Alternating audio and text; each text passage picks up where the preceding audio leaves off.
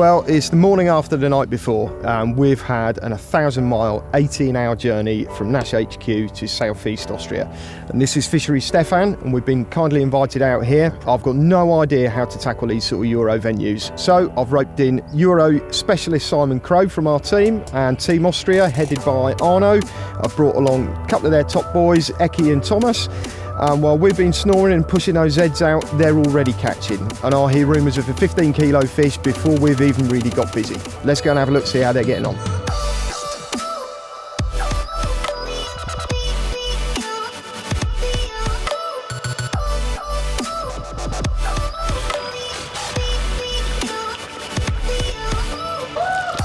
First night for me here in Carinthia.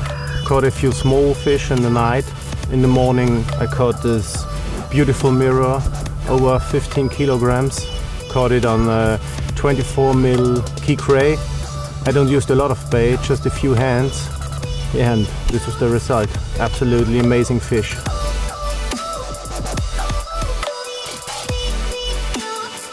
Very beautiful mirror. Really old mirror. Fantastic fish.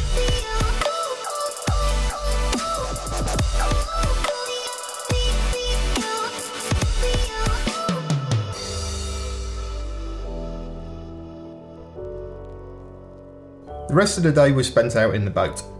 Myself and Simon had a lot of water in front of us, and seeing as the day we'd arrived was mainly spent recovering from the mammoth drive, we needed to explore it. It was all fairly shallow, with a few deeper areas, and after an hour or so with the prodding stick we'd both found spots for all the rods, plus some potential backup areas if we needed to change things up. However, while this was all going on, Ollie Davis had taken the opportunity to flick out a couple of sawn-offs in between filming. He'd seen some carp feeding in a quiet corner. In the space of just a couple of hours he'd managed 3 in quick succession, including one absolute belter. So it's rained all day today. I chucked out a couple of rods as a result while we're waiting to film. And this is the third one of the morning. Beautiful common 30-pounder, single 20mm key cray. They seem to like it over here.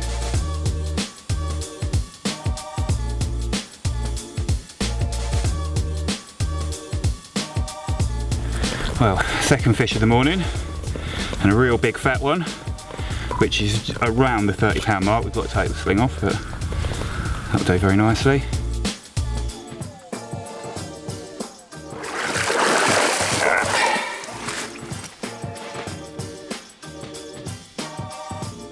Yeah, result, 42-pound Austrian mirror, so it's my biggest Austrian carp. Single 20mm key cray bait, trying to avoid the small fish, just fishing singles, and yeah, result.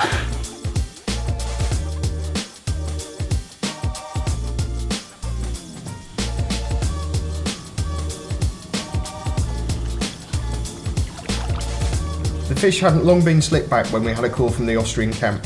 Eki had been busy once again. Next fish, another mirror, over 20 kilo on the key cray again. Caught it on a very weedy spot in a depth of 2.5 meters. Yeah, absolutely fascinating. What a beautiful fish.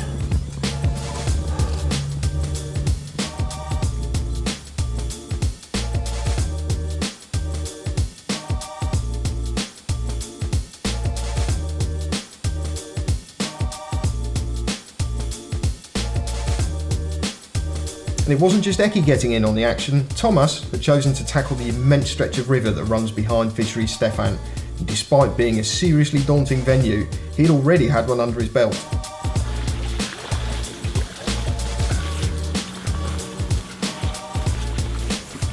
So this is my first river fish from the river Drau. Beautiful common, good fighter, 10.5 kilos.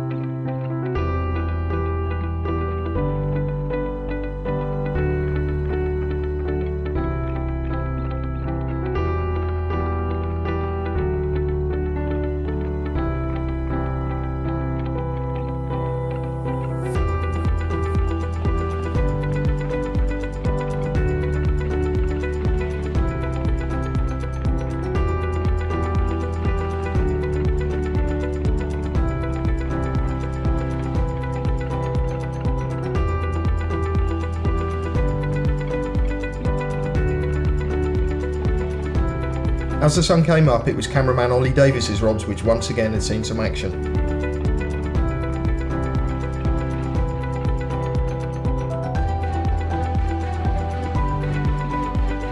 Well, this is my second bite of the morning. At about 5 o'clock, it was really misty, really murky. Really misty, really murky. And it rattled off. I had a 10-pounder. I rechucked just a single key cray, and an hour later, rattled off again with this. 43.5 pounds. That'll do very nicely. Beautiful Austrian mirror. Lovely times.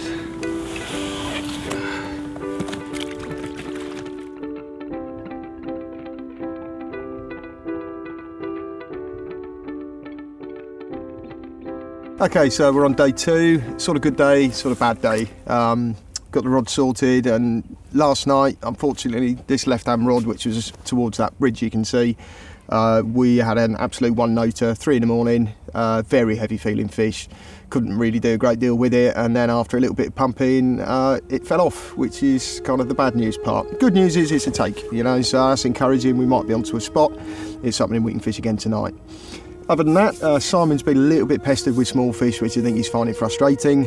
I'm not being pestered with small fish, which is kind of also a bit frustrating because you feel like maybe you should be catching and you're not, you know, so we'll see how this pans out. In the meantime, the Austrian guys, they're still doing it, and you can see they are kind of poles apart with this sort of fishing. So we're going to go and have a little look at some of the tricks that they're using to get amongst the fish up in this shallow bay. Really, really interesting stuff. Next fish here in Austria, a really beautiful common. The night was a little bit bad. Poorly I lost 2 fish in the weed, but I got this one. It's a really beautiful one. Nice fish.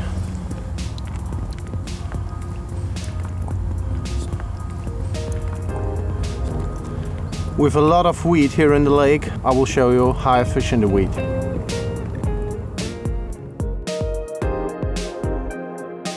So Eki, if we have a little look at your rig, it's a sub-float system? Yes, it's okay. a sub-float system. Here at first, I use the diffusion camel leader. It's the longer version in 1.5 meter. On the end, I use a really heavy lead and our weed lead clips. Okay, so the lead's going to come off? Yeah, the lead comes off when the fish bites. Okay. The lead comes off. But the important thing is this lead is going straight up? Yeah, okay. Straight up to the bottom. I have a ball here with a clip in it. I made them myself. Okay. And that's just a stop knot? A line stopper, yeah. And the ball is on the surface. Okay. So, like this. And so what's the advantage, Eki? Why are you fishing that way? Yeah, because we have a lot of snacks and weed in the lake, and so I want to have the line on the surface. Okay. So it's absolutely no problem with the weed or the snacks, because the line is on the surface the whole time, and so it's no problem to get the fish. Okay, so the line's going straight to the float, straight down, heavy lead on the bottom. What about the rig? Is it the same for the rig on the bottom? I used a really easy rig, blowout rig with a blowout ring. Yeah. With the combi link. Okay, so it's stripped back just... I stripped it back, yeah. About a centimetre. Yeah. I used the new, here is the Fang X. Okay. Size 6, really strong hook. Okay, and that's a size 6, but you're on, what, 20mm, 24mm baits, the key cray? Yeah, absolutely no problem. So you don't go bigger? No, absolutely not. Just smaller. So normally with the 24 mils I use a size 6 or a size 7. So not bigger, and you don't need a bigger one. Okay. So that's what these guys are up to, and we're going to leave them to it and see if they can get another couple of carp.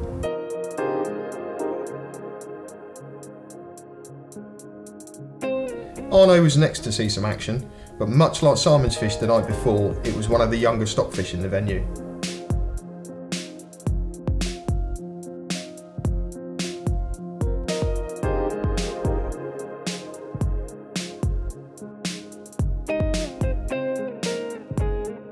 I was confident going into that evening, and sure enough, in the early hours of the morning, the same rod out towards the bridge was away.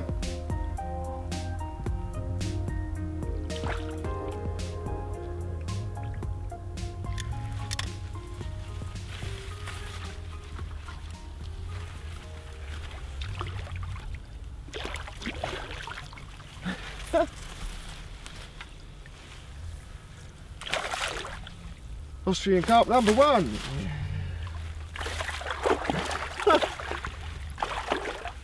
Not a 20 kilo fish though. But,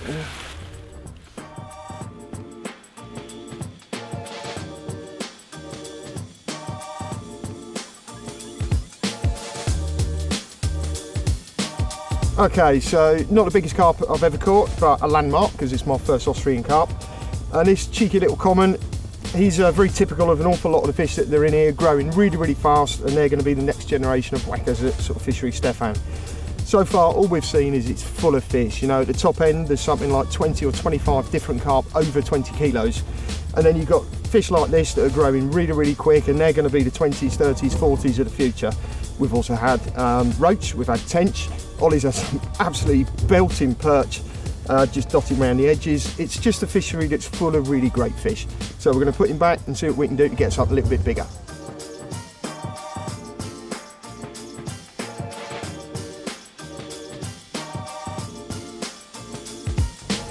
All right, I'm sat with Simon. One of the interesting things that I've noticed already is kind of the way that Simon's planning to go about this trip. Largely based on what happened last week, isn't it, Si? So tell us what you immediately noticed when we arrived. When we got here, I knew 4 of the anglers that were on the lake, some Austrian guys that I'd known from previous trips to this country, and during the course of the week I think they'd had about 50 fish.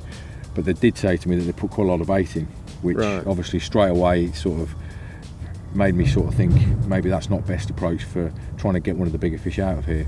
And so what I've done is I've approached it with the mindset that I'd like to catch one of those 20 kilo fish if I can, or something around that sort of stamp of fish. I don't really want to catch a 5 pounder or a 10 pounder or one of the stocky fish, and the way that I'm going about it is just by not putting too much bait out, just sort of concentrating on putting the hook bait out there and only sort of half a dozen so free offerings, which I do know at this time of the year it can be a very good big fish tactic. So you're almost being selective in that you don't want to bring everything to the party, you just want to put literally just enough there that might interest one of them bigger fish. You often see with little fish they get quite ravenous, you know, and they start sort of attracting other fish into the area. Then you've got this like competition, and obviously I'm trying to avoid that because I don't want to get too many of those little ones in my swim, and hopefully I'm going to try and get through to one of those those bigger 20 kilo fish that we're all after. So I mean, you don't think there's any merit in humping it in, sitting there and trying to play the numbers game? You think it's better to just be a little bit softly catch your monkey? It all depends. I mean, the one thing I've learned as a carp angler throughout my career is that you can be quite active with your fishing, and if you want to go and move swim 10 times during the course of your 24-hour period or whatever, you can always go and get a bite.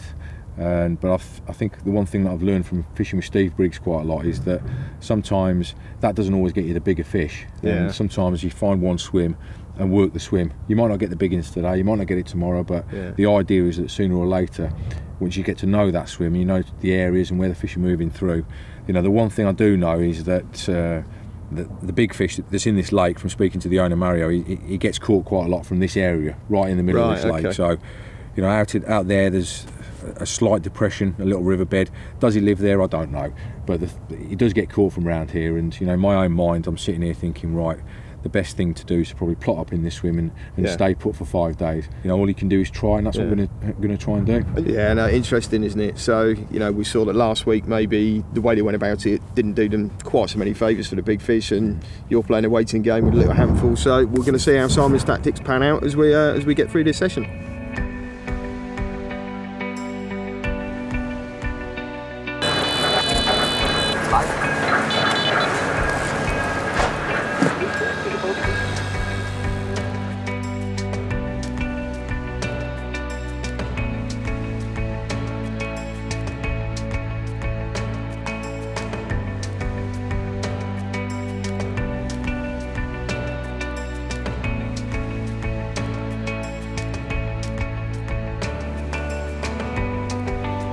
Beautiful common, very strong one.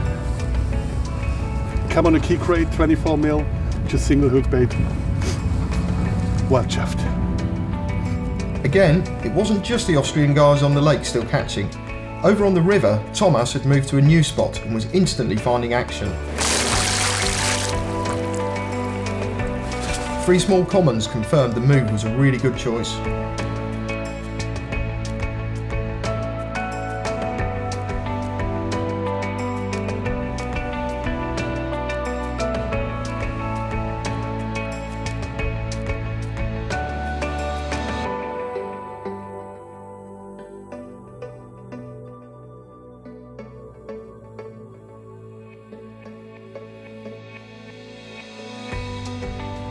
Okay, we've just got back from being out in the boat, trying to find a position to change one of my rods to for the evening.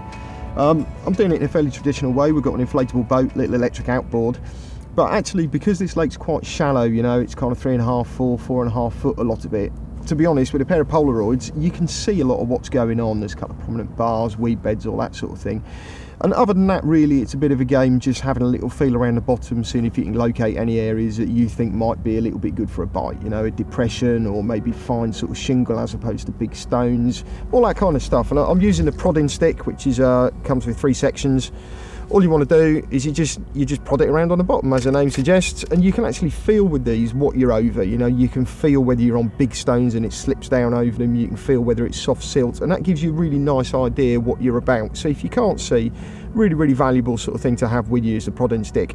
The other thing I've got is I've got a little 9-foot scope, and I use that just to lower leads around, again just get an idea what the bottom's like, because we're very used to sort of feeling the donk of a lead on the rod, so that's been quite interesting.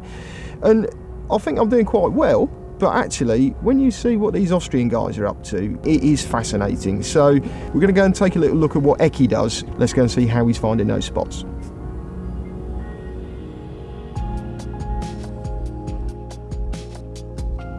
So it's really important to find the right spot. The lake is really shallow, a lot of weed, lots of snags, and I'm searching for some small free holes in the middle of the weed.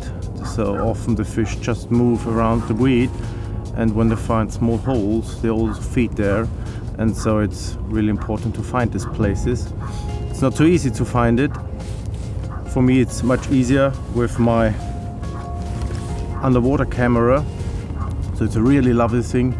You can go down with it on the ground and have a look everywhere, and so you also can find really small holes between the weed, and also not just the small holes. I can look about my rig, and that's absolutely brilliant.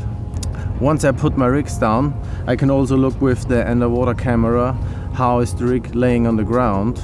So I just go down and can have a look if the rig is okay, if it's not tangled or something like this. Often I also look for the ground of the water, and with the camera that's absolutely easy, so I can have a look if there is mud, if there is sand, or if there is gravel. So for me, finding spots, the most important thing is the underwater camera.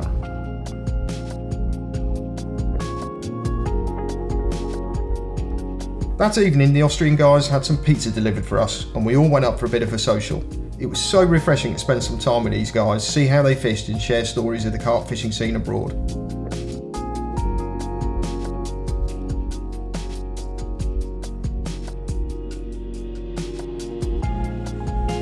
As the sun began to set, we headed back down to our swims to set the rods for the evening.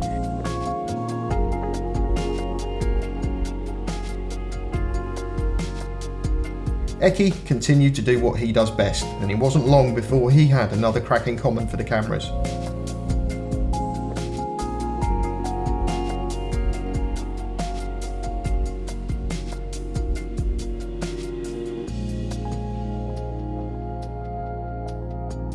The action continued through the night for Eki, landing several smaller fish, and each time using his camera to perfectly replace the rods. Strangely enough, the next rod to go was one that had been out for well over 24 hours without a pickup, and on Eki's final morning with us, he landed another one of Stefan's gems.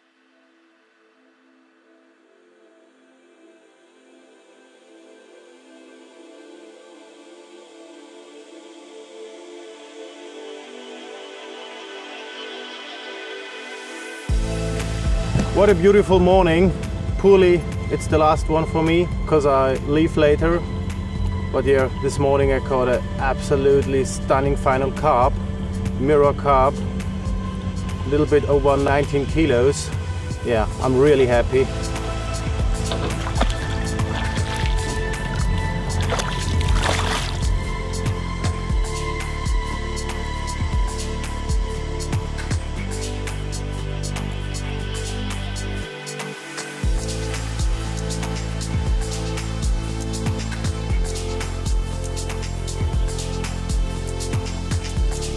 So we're back having absolutely beautiful temperatures again at Fishery Stefan. The rain's gone, the thunder's gone, we're back to shorts weather.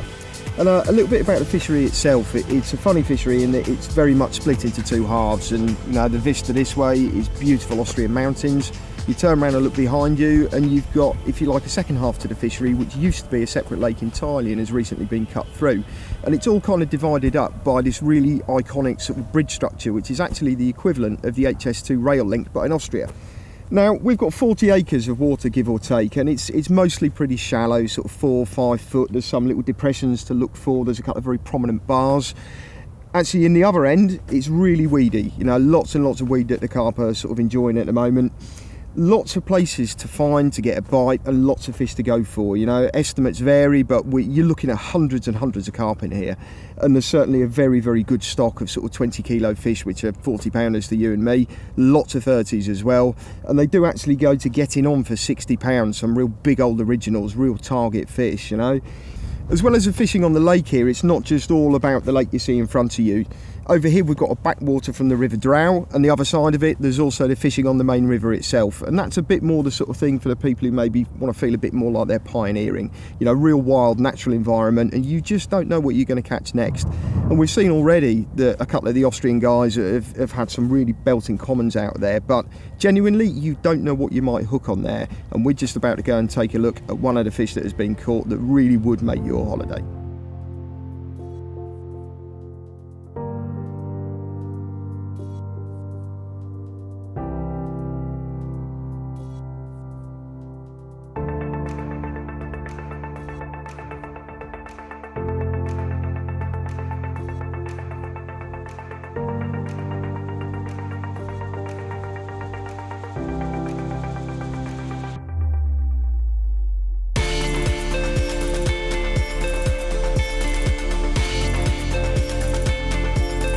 So here's the big river carp, a wonderful long 90 centimeters common carp, strong fighter, pulled me all over the river to the other bank.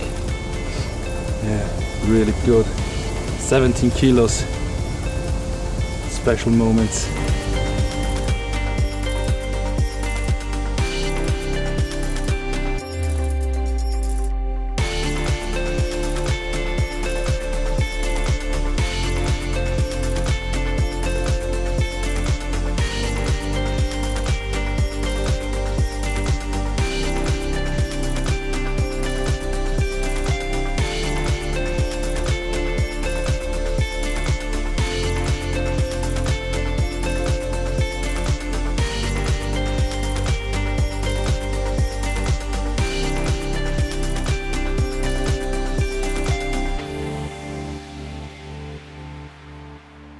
With Eki packed up and gone, Arno and the rest of the Austrian team insisted that Simon and I moved up into the new narrow part of the lake.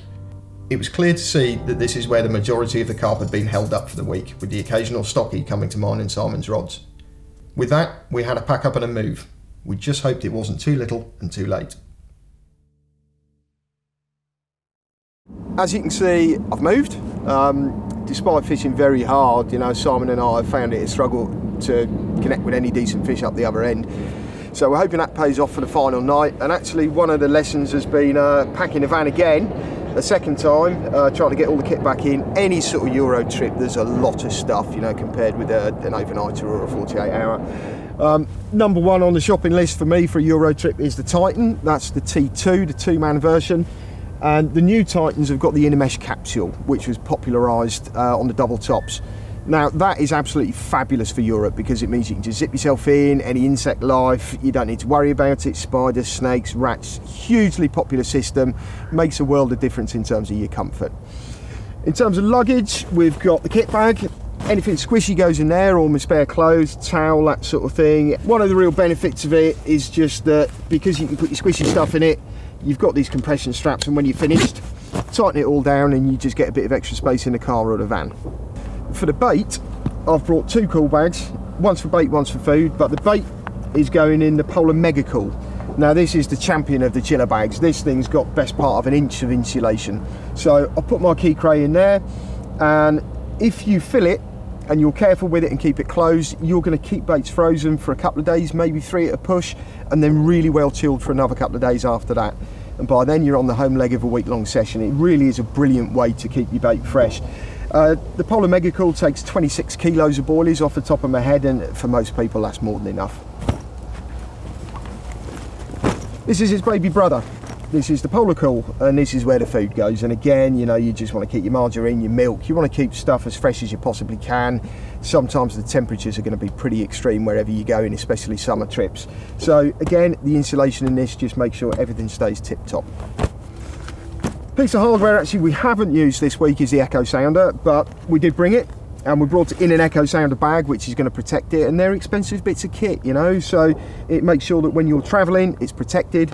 It's got a sun visor, which means that you can actually read the screen when you're out on the boat and there's a lot of reflected sunlight. It's got a rain flap as well. It's just designed to do the job and protect your best location tool. Finally, one of the things that I've actually really appreciated this week, a bit of an unlikely star of the show possibly, has been a Scope all-in-one suit. Now, they might not win a fashion contest these days, but trust me, these are really practical bits of carp kit.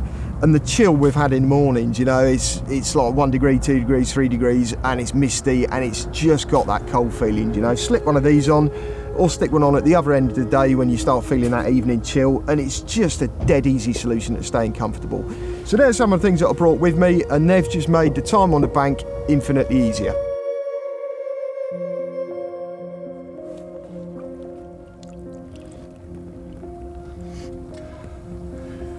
A very strong Austrian mirror caught in a very snaggy swim near a sunken tree. Fang X, size 6, did very well. Caught on the key cray again, so lovely days here in Austria. It's still going on.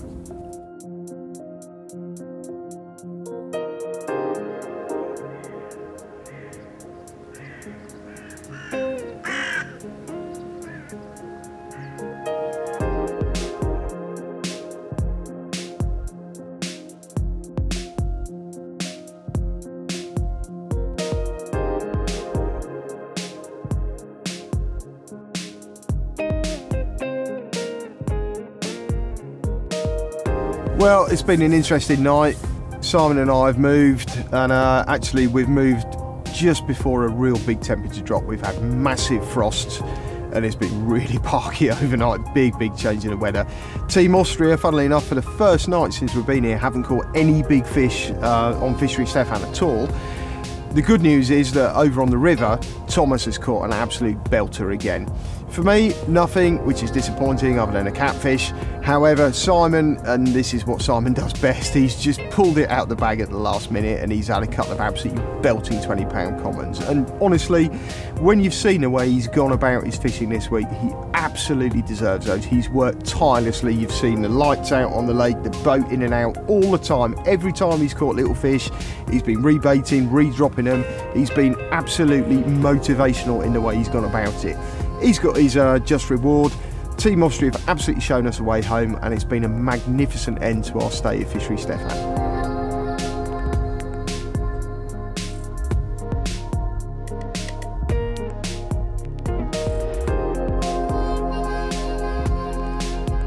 Right, we sat out in the other swim for a few days in the hope that we were going to get a bigger fish, because there's a known 60-pounder that lives in front of that swim, and I really fancied getting my hands on that one, but it was pretty clear after 4 days that most of the better fish were down this end of the lake. And on the last night I decided on a quick move just before dark, and it's paid off. 2 absolutely gorgeous commons, and I think you'll agree that this one is absolutely scale perfect.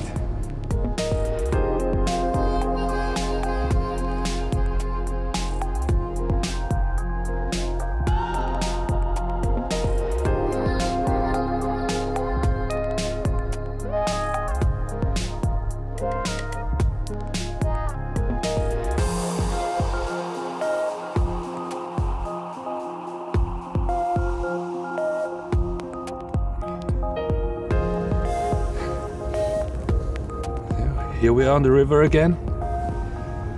This morning with the first mirror, 13 kilos, a really beautiful fish, a good fighter. I caught him on the sweet candy nuts.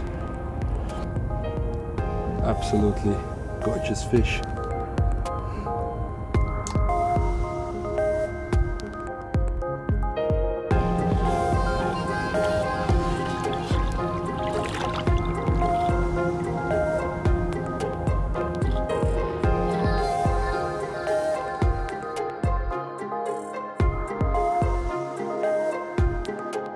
Well, we're at the end of our week at Fishery Stefan, and what an amazing week, and no carp angler could come here and fail to learn something. I mean, for me as a Euro novice, seeing the way Simon Crow's gone about his fishing, and also seeing about, you know, the way Team Austria have gone about their fishing, it's been an absolute revelation. You know, you've got guys who are using the boats, they're using this interesting subfloat system, they're using cameras to actually locate feeding spots, and it's just something that is so different to the way we go about it in the UK.